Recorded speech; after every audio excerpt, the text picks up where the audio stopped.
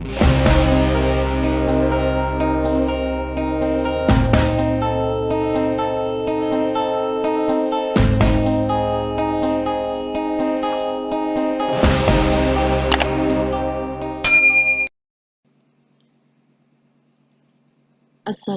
warahmatullahi wabarakatuh. Kembali lagi di pembelajaran matematika kelas 7.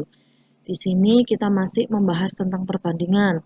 Yang kemarin hanya menjelaskan tentang rasio dan dua besaran hanya membandingkan biasa. Di sini kita masuk lebih dalam lagi perbandingan itu seperti apa ya. Oke, untuk tujuan pembelajaran kali ini, setelah menyaksikan tayangan berikut, berarti peserta didik dapat memahami konsep perbandingan senilai dan berbalik nilai. Kemudian dapat menyelesaikan masalah yang berkaitan dengan perbandingan senilai dan berbalik nilai. Oke, sudah siap anak-anak? Yuk, let's go. Kita lanjut. Jadi, di perbandingan ini ada dua jenis. Yang pertama yaitu perbandingan senilai, yang kedua perbandingan berbalik nilai. Apa itu perbandingan senilai dan berbalik nilai ini? Kita langsung ke penjelasannya.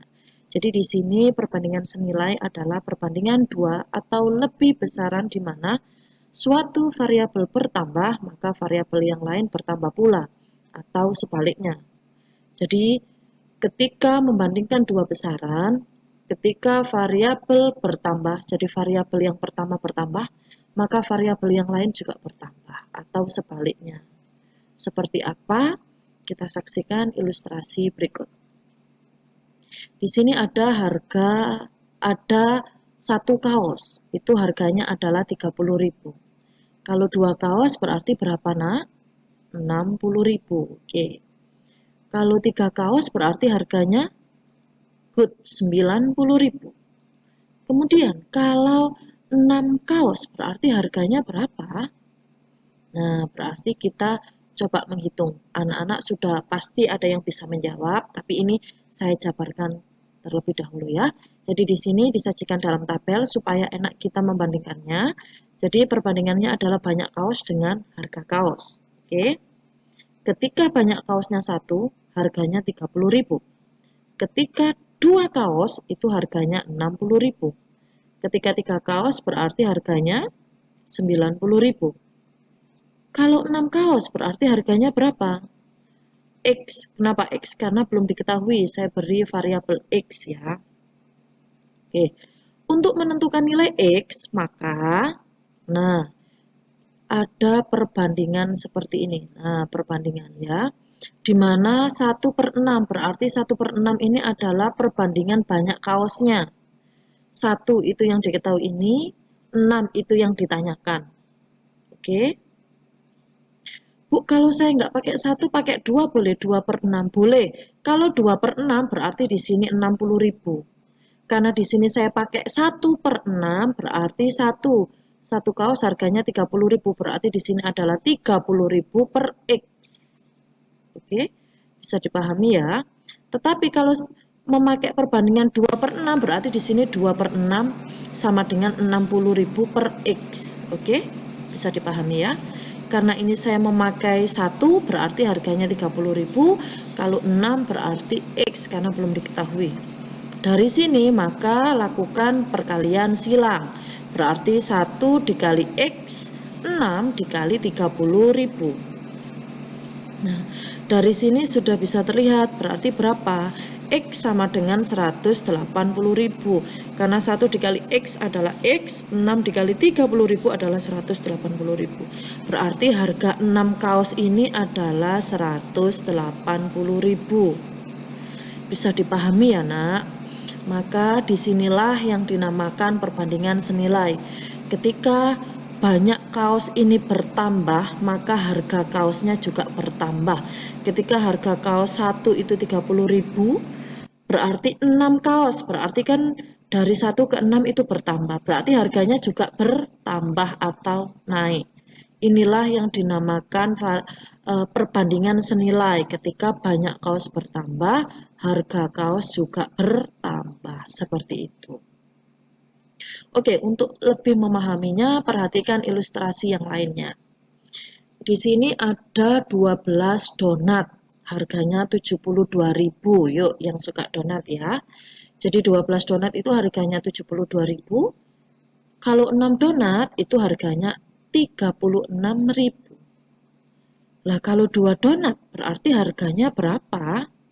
Nah, kembali lagi kita sajikan di dalam tabel supaya lebih mudah untuk melihat perbandingannya. Jadi perbandingannya adalah banyak donat dengan harga donat. Ketika banyak donat 12, harga donat 72.000. Ketika donatnya 6, harganya 36.000. Kalau 2 donat berarti berapa? Nah, ini kan yang ditanyakan. Kembali lagi, untuk menentukan nilai X, maka kita perbandingkan. Kalau membandingkan berarti harus sama-sama. Ketika membandingkan banyak donat berarti banyak donat dengan banyak donat. Harga donat dengan harga donat. Berarti ini saya ambil yang di awal adalah 12/2. Kenapa 2? Karena yang ditanyakan adalah 2. Sama dengan, nah 12 ini kan harganya 72, berarti di sini 72. Karena 2 donat ini yang ditanyakan adalah X, berarti di sampingnya adalah X. Jadi jangan sampai terbalik ya. Berarti 12 dibagi 2 sama dengan 72.000 per X. Nah, dari sini kembali lagi dilakukan perkalian silang. Jadi 12 dikali X sama dengan 2 dikali 72.000. Berarti X sama dengan 144.000 dibagi 12 ya. Kenapa? Karena ini kan 12X. Ketika yang ditanyakan hanya X berarti 12 ini harus pindah ruas. Pindah ruasnya di sini awalnya perkalian, kalau pindah ruas berarti menjadi pembagian ya. Itu materi yang sebelumnya. Pasti anak-anak sudah paham ya. Jadi di sini 144.000 dibagi 12. Berarti X adalah 12.000. Berarti harga 2 donat ini adalah 12.000.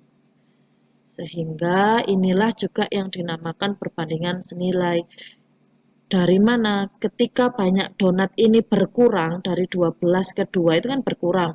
Berarti harganya pun juga berkurang dari 72.000 menjadi 12.000. Seperti itu untuk perbandingan senilai. Jadi yang harga kaos tadi itu bertambah, maka banyak kaos bertambah, maka harga kaos juga bertambah. Ketika banyak donat ini berkurang, maka harga donat juga berkurang. Jadi kalau perbandingannya sama-sama naik atau sama-sama turun, itulah yang dinamakan perbandingan senilai. Oke, bisa dipahami ya. Oke, untuk latihan soalnya, silahkan kalian menjawab di kolom komentar hal apa saja yang bisa dikatakan sebagai perbandingan senilai. Jadi silakan disebutkan nama, kemudian kelas berapa, absennya berapa, terus tuliskan perbandingan senilai. Contohnya perbandingan senilai itu apa aja. Kayak tadi contohnya adalah banyak kaos dengan harga kaos, banyak donat dengan harga donat. Lah kalian masih banyak sekali di kehidupan sehari-hari yang bisa kalian tuliskan yang menurut kalian perbandingan senilai itu apa. Silahkan dituliskan 2 macam perbandingan senilai di kolom komentar. Oke, bisa dipahami? Untuk yang ditulis di buku tulis kalian, silahkan membuat soal perbandingan senilai. Jadi kalau yang di kolom komentar hanya menunjukkan saja clue-nya apa. Jadi misalnya banyak pensil dengan harga pensil, oke itu perbandingan senilai. Tetapi untuk yang dituliskan di buku tulis itu latihan soalnya, soal perbandingan senilai beserta jawabannya sesuai dengan ilustrasi yang saya sampaikan tadi. Jadi objeknya adalah ambil di dalam lingkungan sekitarmu. Jadi kamu langsung menghitung. Kalau di kolom komentar hanya menyebutkan clue-nya, yang di buku tulis kalian sudah menghitung beserta jawabannya. Bisa dipahami?